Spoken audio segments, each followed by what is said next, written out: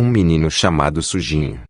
Não fazia um mês que Duda vivia na rua, mas já se sentia um veterano. Conhecia 2 ou 3 donos de lanchonetes, que sempre lhe arranjavam pelo menos um pãozinho, e já sabia, pelo rosto das pessoas, quais não iam lhe negar um trocado quando ele estendia a mão. Foi levando assim a vida, sem um acontecimento fora do comum, até que finalmente, já no começo de outubro, apareceu pela rua direita, preocupado e inseguro, um menino de corpo e roupa tão encardidos, mas tão encardidos, que chamá-la de Sujinho lhe pareceu muito natural. O garoto, que imediatamente o fez lembrar de seus queridos 3 porquinhos, não reclamou. Parecia que o apelido não era novidade para ele. Coçando a todo instante os olhos remelentos, por onde as lágrimas davam a impressão de estar sempre prontas para escapar, contou sua história. Já imaginando que aquele podia ser o amigo tão esperado, Duda ouviu com atenção. Enquanto andavam, ia mostrando lugares onde costumava dormir ou lojas onde era possível furtar um pacote de bolachas sem perigo. O menino sujo sorria,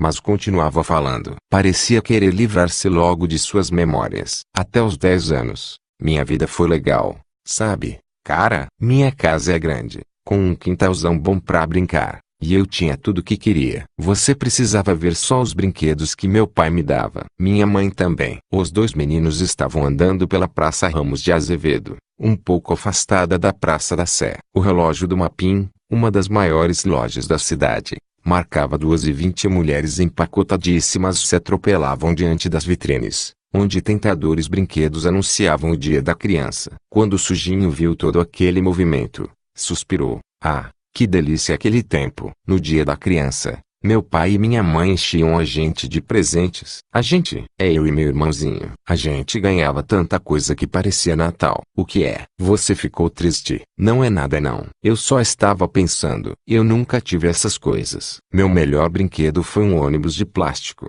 deste tamanho, que eu ganhei de uma associação que tinha lá perto de casa, num Natal. Mas a associação durou só um ano. Parece que alguém lá fugiu com a grana. Todos os brinquedos que eu tive eram umas coisas quebradas que as mulheres onde minha mãe fazia faxina davam pra ela trazer. Era tudo o resto dos filhos delas. Os meus brinquedos não. Vinha tudo de lojas bacanas, como estas aqui. Tudo embrulhadinho, bonitinho. Era tanto brinquedo, gente nem ligava mais. Abria a pacotalhada, brincava um pouco e depois encostava tudo num canto. E como foi que essa moleza acabou? Ah, como é triste lembrar disso, cara. Meu pai é caminhoneiro, sabe? Às vezes ele passava um mês fora, entregando carga. Mas, quando chegava, era uma loucura. Vinha carregado de presentes, os bolsos cheios de dinheiro. Era grana que não acabava nunca. Aí a gente ficava uns 15 dias só festejando. Era churrascaria, pizzaria, cinema,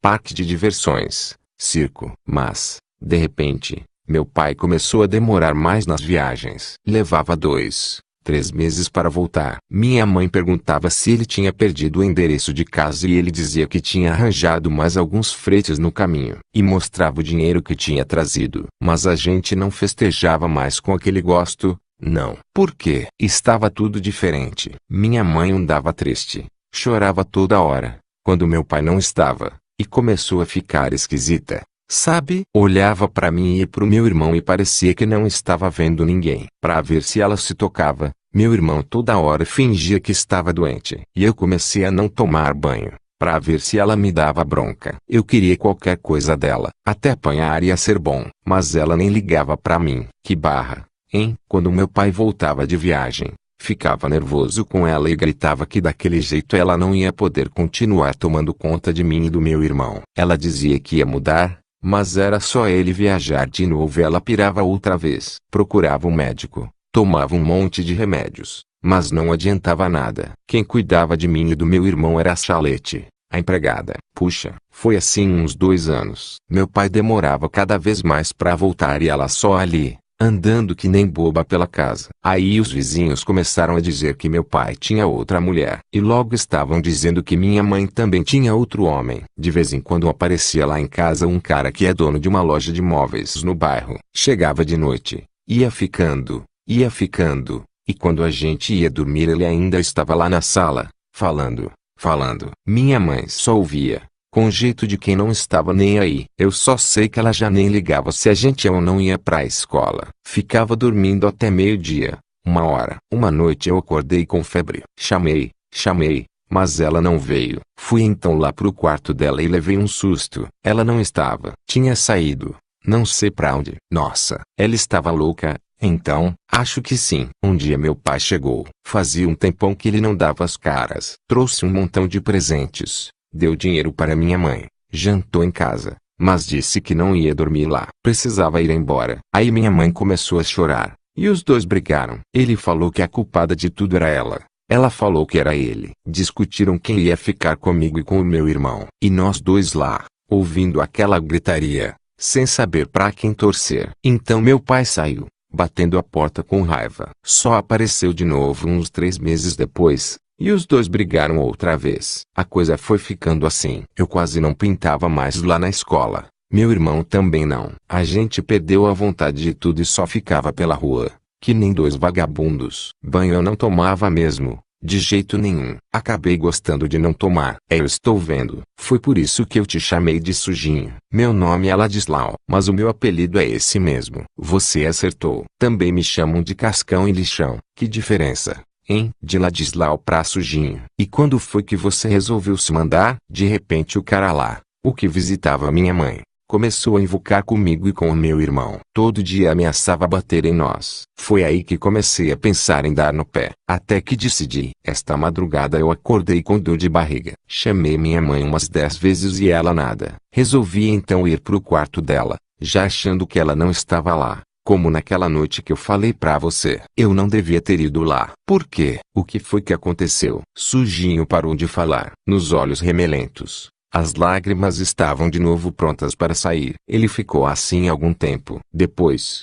tomando fôlego, continuou. Quando cheguei lá, sabe o que eu vi? Ela estava dançando no meio do quarto com o tal cara, o dono da loja de móveis, e sem música. Você já viu uma coisa assim? Sem música. Nem me viram. Minha mãe parecia que estava dormindo em pé. Aí eu voltei pra cama já com o plano de fugir de manhã. Não deu outra. O difícil foi sair sem o meu irmão me ver. Tenho pena dele, mas lá eu não volto. Hoje eu sei que nem o meu pai nem a minha mãe gostam de mim de verdade. Quero viver na rua. Se ele não fosse tão pequeno, coitado, eu trazia meu irmão junto. E trazia também, se eu pudesse, a Letícia. Letícia, quem é? O difícil foi sujinho fugir de casa, sem que o irmão percebesse. E a minha namorada?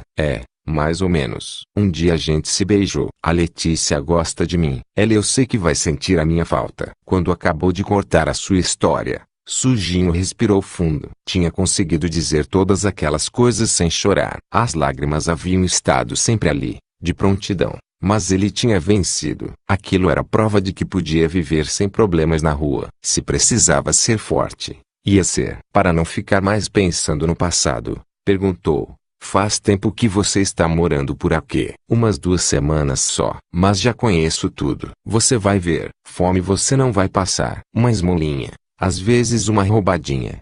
Sabe como é? E para dormir eu tenho uma porção de lugares. Você já viu aqueles 2 que eu mostrei? Mudo bastante para não dar sopa pro azar. Na rua a gente tem muitos inimigos. Entendeu? Acho que sim. Agora vamos ver uma coisa. Você adivinhou o meu apelido. Vamos ver se eu adivinho o seu. Eu acho que é. Eu acho que é. Deixa pra lá. Eu não gosto muito desse negócio de apelido. Eu acho que é. Cicatriz. Cicatriz? Por quê? Ah, vai me dizer que você nunca viu essa coisa aí na sua cara. Tiraram uma boa lasca desse lado, hein? Eu acertei. Não acertei, disse Sujinho. O outro hesitou um pouco antes de responder. Quase você adivinhou. As pessoas por aqui começaram a me chamar de cicatriz mesmo. Depois um gaiato me chamou de bifinho e aí a coisa pegou. Duda disse isso e sorriu. Afinal, bifinho é melhor do que cicatriz. E estava alegre porque aquele amigo que ele tanto havia esperado tinha vindo. A partir daquele momento os dois enfrentariam juntos a luta pela sobrevivência, até o dia em que alguém mais viesse a se juntar a eles.